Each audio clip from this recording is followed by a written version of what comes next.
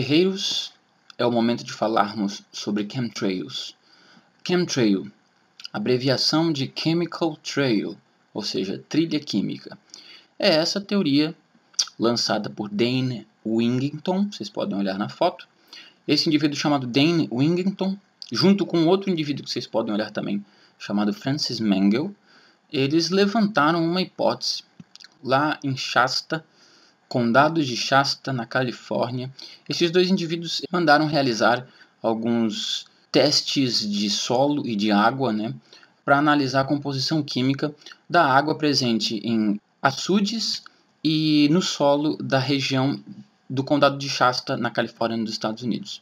Foram feitas essas análises a pedido desses dois indivíduos e eles interpretaram esses dados como alterados, ou seja, foram vistos nestes dados, inclusive se eu tiver, eu mostro aqui para vocês a foto, o PDF destes experimentos que foram feitos, dessas análises químicas de solo e de água feitas por esses dois indivíduos. Eu tenho em mão uma série de documentos que foram disponibilizadas por eles, principalmente pelo Dane Wigington, no site Geoengineering Watch, que é o maior site sobre chemtrails, trilhas químicas, do mundo, que é o site do Dane Wigington. Em posse dessas análises de solo e água, eles concluíram que os índices de alumínio presentes nessas análises seriam índices muito altos para o normal.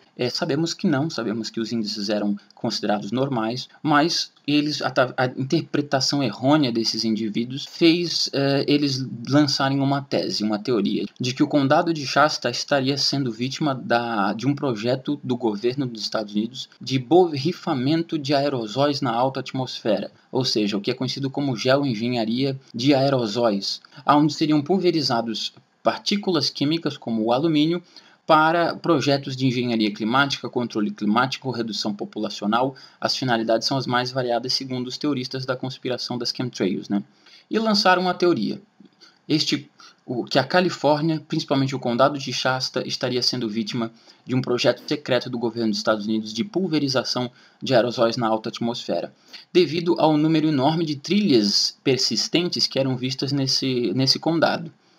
Foi lançada a tese no site do Dane e também depois foi lançado o documentário What in the World Are They Spraying, que é, em português, o que estariam pulverizando pelo mundo. Esse documentário alavancou essa teoria de forma mundial, e o que antes era um fenômeno que acontecia só no Condado de Shasta passou a ser amplificado para nível global.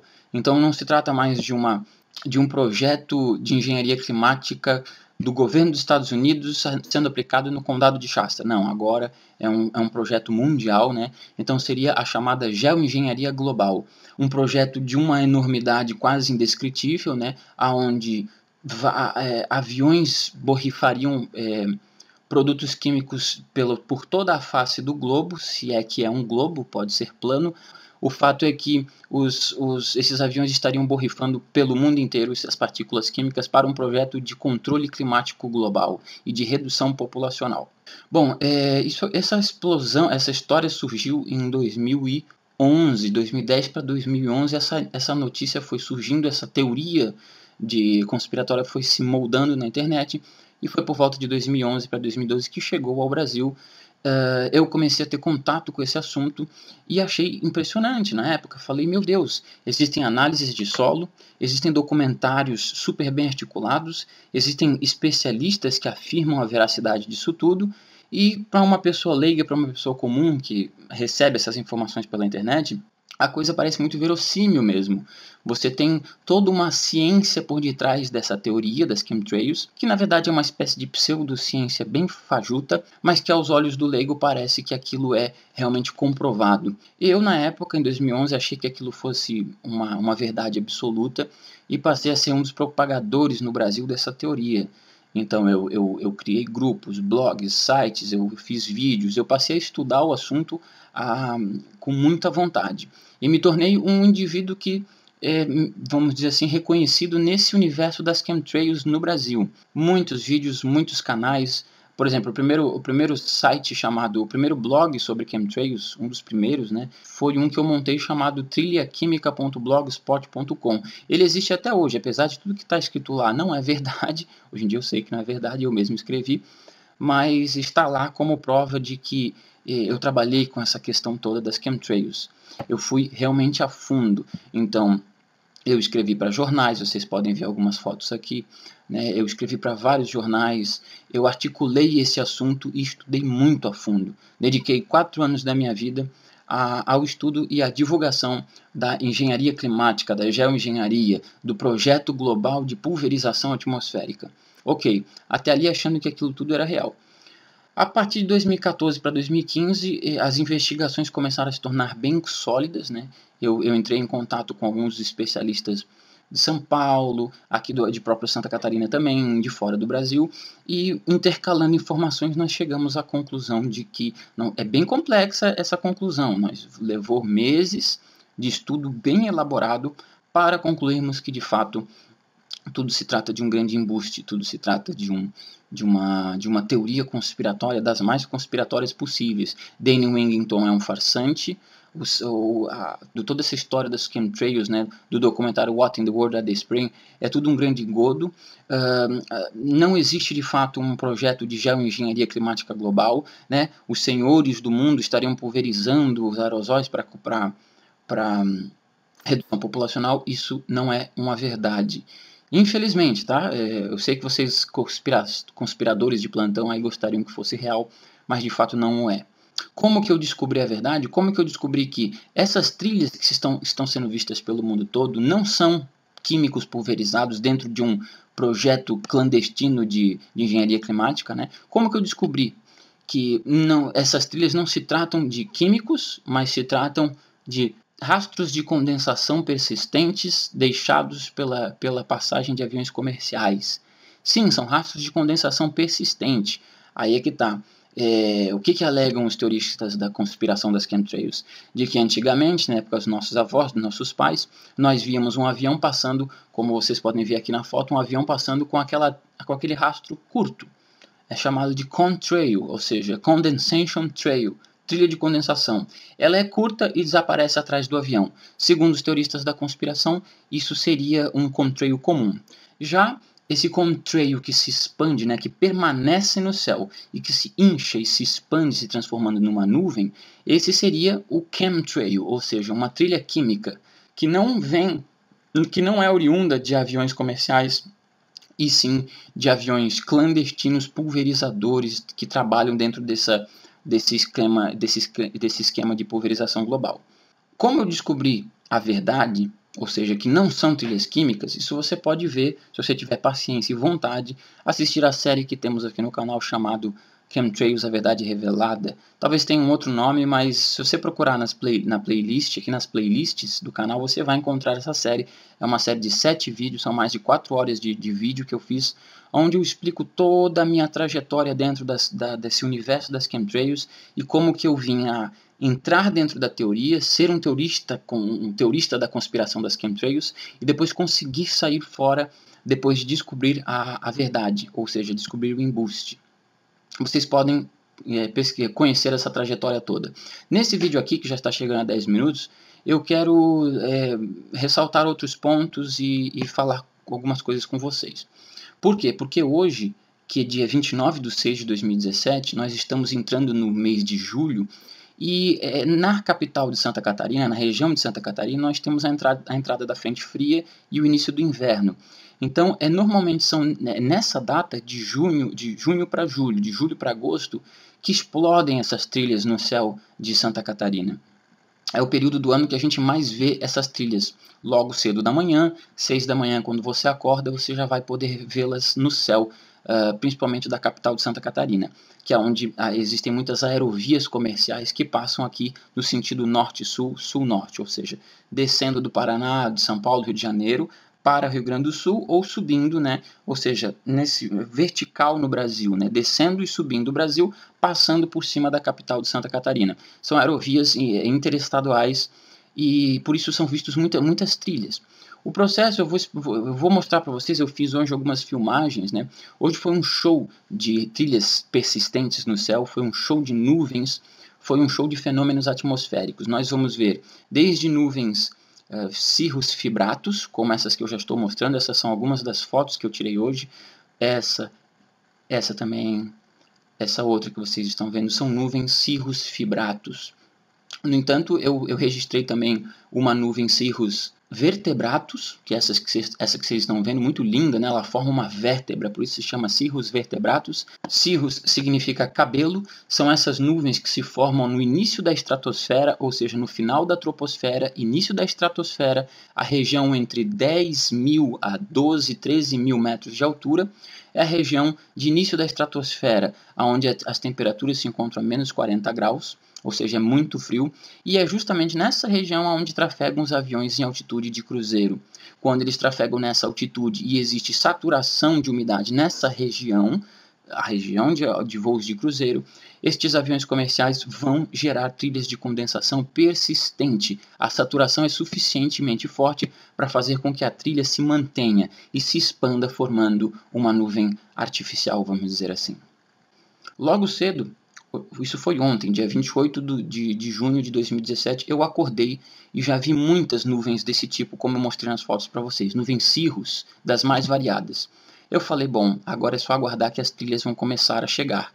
Eu já estava prevendo isso, porque quando você vê as cirrus no céu, início do inverno, a umidade na alta atmosfera, é óbvio que os aviões comerciais vão gerar as trilhas de condensação persistente. Então eu já sabia que isso ia acontecer, eu já registro esse fenômeno em todos os meses de junho, julho e agosto, desde 2015 até os dias atuais eu registro. Vou mostrar para vocês alguns vídeos de 2015 e vídeos de 2017 para vocês verem que se trata do mesmo cenário. É uma questão natural, é uma questão de saturação de umidade na alta atmosfera, aerovias comerciais, aviões comerciais voando em altitude de cruzeiro e gerando trilhas de condensação persistente que incham e se transformam em nuvens cirrus stratus, cirrus e outras variantes das nuvens cirrus.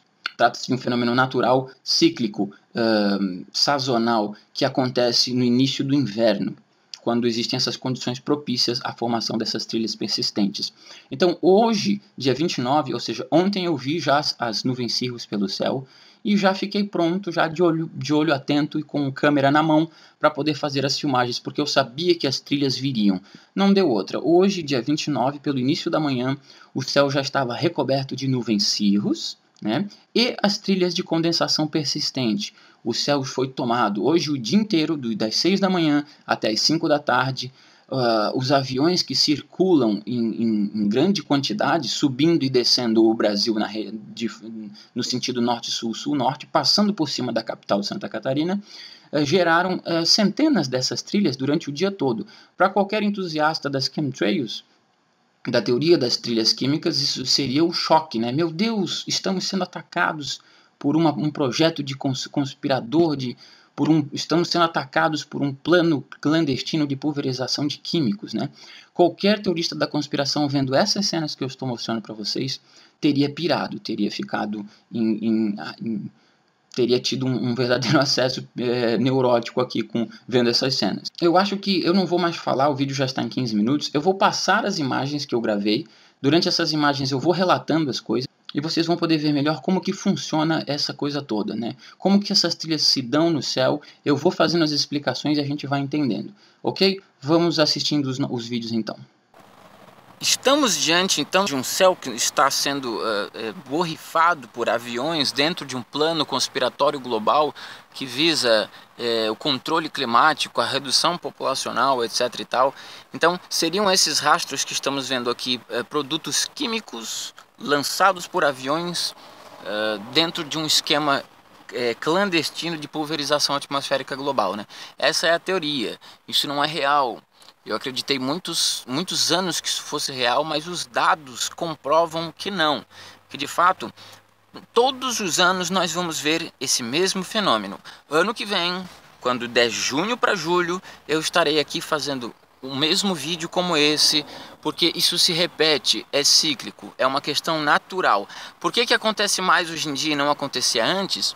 Porque a nossa aviação contemporânea, ela é mais intensa. Nós temos aviões comerciais voando pelo planeta todo a um nível monstruoso.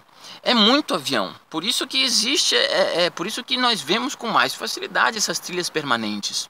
Antigamente, os teoristas falam isso, né? Que antigamente isso não existia, essas coisas, e hoje em dia a gente vê essas trilhas expandidas, né? Antigamente só existiam as trilhas curtas e agora existem as expandidas. Então, essas expandidas são logicamente trilhas químicas, é o que eles dizem, mas não é fato. Isso é aí que você tem que compreender onde é que está o erro, onde é que entra a conspiração.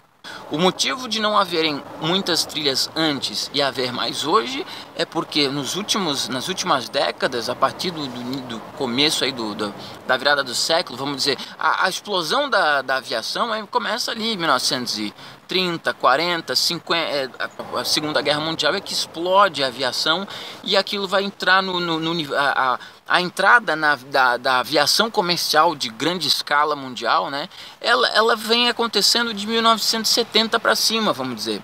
E com a virada do século, de 2000 para cá, nós de fato entramos de pé junto na era da aviação comercial de grande massa. Né? Então são milhares de aviões circulando pelos céus de todos os estados, de todos os países, de todas as cidades, 24 horas por dia, centenas de aeronaves. Isso que vocês estão vendo aqui não se trata de um projeto de geoengenharia química, trata-se apenas de uma aerovia comercial. Se vocês observarem, todos os rastros que nós temos aqui, eles vêm de norte para o sul, de sul para o norte, tá? Ó, esse aqui, esse daqui, esse já mais expandido aqui, esse outro aqui, você vê todos eles nesse sentido. Você não vai ver nenhum nesse sentido. Leste, oeste, você não vai ver. Você só vai ver norte, sul, sul, norte. Por quê? Porque essa aerovia que eu estou mostrando, aqui em cima tem outro. Essa aerovia que eu estou mostrando para vocês aqui, ela é conhecida conhecida na capital de Santa Catarina. Eu estou numa cidade chamada Florianópolis. Se você for pesquisar as cartas de voo e as aerovias comerciais da cidade que passam em cima da minha cidade, como eu já fiz essa pesquisa, você vai observar que nós estamos diante aqui de uma aerovia comercial bem conhecida, que leva aviões do Rio Grande do Sul a São Paulo, passando por cima de Santa Catarina, passando por cima da capital de Santa Catarina. Todos os voos comerciais que passam por cima da capital de Santa Catarina, eles vão no sentido norte-sul, sul-norte. Não existem aviões leste-oeste, tá entendendo? Se você for estudar, porque trata-se de aerovias locais, se você for estudar a aerovia local que passa em cima da grande Florianópolis, ou seja, a capital de Santa Catarina, o mapa é esse. Essa é uma aerovia conhecida pela aviação e conhecida por qualquer população. Então você pode ter acesso a isso. Por isso que você vê aqui, e se a gente ficar aqui mais uns 10 minutos, a gente vai ver mais aviões surgindo desse canto, indo para esse canto, ou vindo desse canto, indo para aquele. Porque é sul-norte, norte-sul, aerovia comercial. E isso aqui, enquanto houver a umidade nessa região superior, né, 11 a 12 mil metros de altura, início da estratosfera, final da troposfera, você vai continuar, enquanto houver umidade ali, você vai continuar vendo esses aviões passando. Isso aqui vai ficar um turbilhão de rastros que vão depois inchar. Isso aqui vai se tornar uma grande nuvem cirrus stratus, como essa daqui já está se formando, né? A gente vê um céu mais azul para cá, e quando a gente vai vindo para cá, a gente já vê a nuvem cirrus stratus. É essa que cobre todo o céu. São cristais de gelo, tá? São nuvens formadas por cristais de gelo porque se encontram na região de 11 a 12 mil metros de altura, que é o início da estratosfera, uma região que se encontra a menos 40 graus. Por isso, todos os aviões comerciais que transitam justamente nessa região, no momento que suas turbinas aquecem aquela região com seus gases, eles são resfriados a menos 40 graus e fazendo surgir as trilhas de condensação persistente. É o que nós estamos vendo aqui. Nossa, eu aqui fazendo vídeo, entrei no carro, não deu 2 minutos e passou um avião comercial e acabou de gerar uma trilha de condensação persistente, né? Para deixar o nosso vídeo mais ilustrativo, né? Ele acabou de seguir para aquela direção e ali nós temos mais um. 2 aviões comerciais, esse aqui tá indo lá, ó, de que acabaram de passar esses 2. Se tiver algum teorista das chemtrails assistindo esse vídeo, ele vai estar tendo surtos psicóticos agora. Vai estar pulando, falando, meu Deus, olha esse céu cheio de chemtrails e chemtrails. Meu Deus, ó, aqui nós temos um bem expandido, aqui nós temos 2 que acabaram de passar, que vão se expandir também rapidamente. Qualquer teoria, qualquer crente em chemtrails estaria tendo um acesso agora. Meu Deus, estamos sendo pulverizados por agentes químicos. Olha só, é impossível uma trilha de condensação se expandir dessa forma, isso só podem ser químicos. E não é impossível, é real. As trilhas de condensação se expandem sim, e esse dado já é bem conhecido. O fato de que trilhas de condensação oriundas de aviões se expandem, se transformando em folhas de cirrostratus, isso é catalogado em toda a literatura sobre o estudo da condensação atmosférica. Literalmente. Aqui, por exemplo, nós vemos quando ela condensa a trilha